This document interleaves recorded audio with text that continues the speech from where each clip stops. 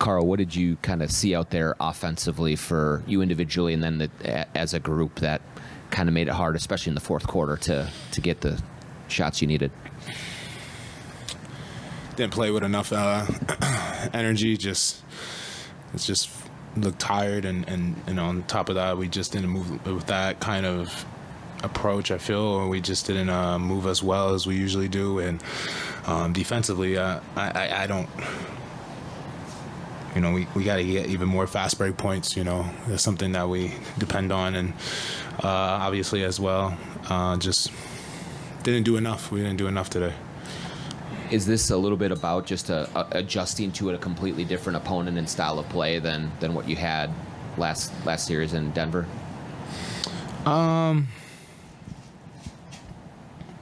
Yeah, but I think we've done a great job of adjusting all year. So we just didn't do enough tonight. When they needed to make shots, they did, and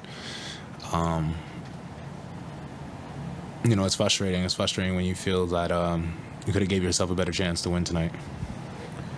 Karl, Finch was pretty upset with the execution late in the game. What did you see not work in the second half of the fourth quarter? Just we got to finish quarters better. Got to be better at finishing quarters, and I think what he's probably most upset is that like I said, you're more upset about the chances you didn't give yourself to win the game, and I know he's not going to be pleased. Obviously, isn't with not getting a shot. Having a turnover in those kind of situations and stuff. I know he's a stickler for that. So, and he's rightfully so. Nurkic and Jokic played up. They played the bigs up in the first two rounds. This team seemed much more committed to playing the bigs back and at the rim.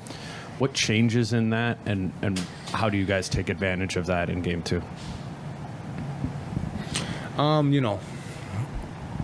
Just gotta be better. I think also us not shooting our best led to them having those throw-ahead passes from Luka Doncic and everybody, allowing them to use their athleticism, their athletes, and put pressure on our defense, which in turn didn't help us as well, and getting matched up or being in the right spots or whatever the case may be. So, we're going to have to make adjustments, and we'll have a good practice tomorrow, and we'll get back to the drawing board.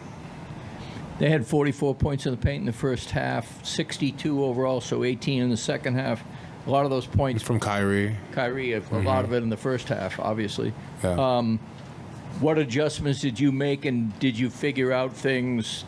I mean, the improvement was dramatic, but they still got off, and they had lobs. I mean, there's always the lob. Yeah, absolutely.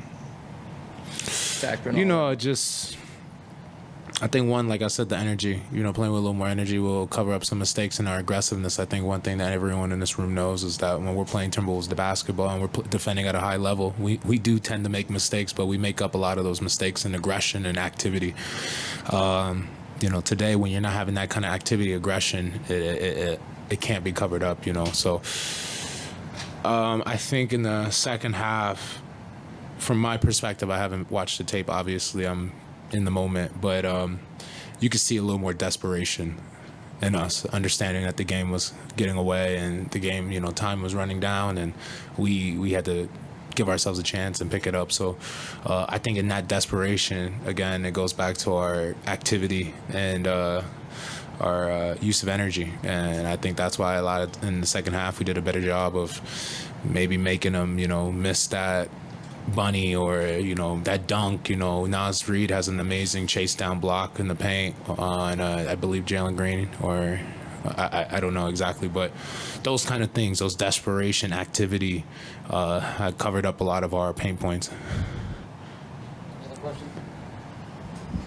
Karl, you guys have so much success on the offensive boards, and you crash from the core and everything, but as you mentioned, they had a couple of leak outs, they had a couple of quick transition buckets. How do you balance that out of being that team on the offensive boards but still managing to get back and making sure you protect that?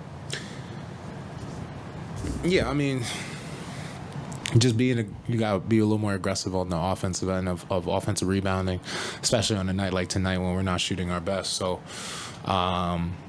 you want to have defensive balance. You know, you want to be able to execute a cover two, getting back on defense, especially against a team that has a passer like Luka Doncic. So, it's disappointing. Tonight's disappointing? Like Britt says, you know, we gave up a lot of points in the paint, and if anything, with our team and our defense, the way that we're built, you know, with the length and size that we have, we can't allow points in the paint. If anything, that's our biggest advantage in the league is, you know, the three big lineup that we have, and we can't allow that. So we got to be tougher in there.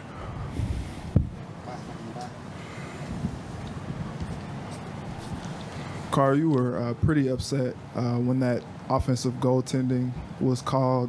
What did you see there? How tough was that call in that moment? I was more upset because, you know, the play happened. Just want to help my team win. And in doing that, the crowd's going crazy. We got momentum. We got the crowd into it. And out of nowhere, I'm hearing that it's not going to be counted. So I think that's where my upset was the amount of confusion that I think that was going around about the play.